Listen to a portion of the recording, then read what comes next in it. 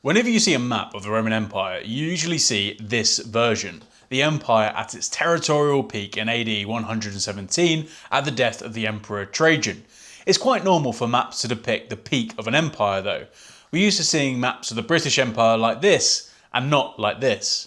The Mongolian Empire like this, and not like this. But it is slightly misleading of course, because many of these regions and provinces weren't occupied for long, as maps like these imply. The province of Mesopotamia, roughly modern-day Iraq, was only occupied for a couple of years and only ever briefly reoccupied in part many years later. Dacia, or modern-day Romania, was occupied for around about 170 years. Britain was occupied for just over 360 years. Italy, the home province, was actually only fully occupied by Rome for about 750 years. And in the long history of ancient Rome, the place or region that was occupied for the longest was actually Greece.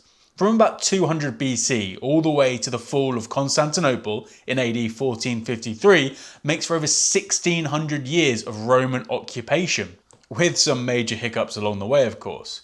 In many ways this makes Greece, rather than Italy, the home province of the empire. That being said, just because certain parts of the former Roman Empire were occupied for less time than others doesn't mean that the impact on these places wasn't any less important. And actually, Romania is called that because of the Romans and they speak a Romance language, whereas in Greece, they speak Greek and go by the name Hellas. Such is the legacy of the Roman Empire.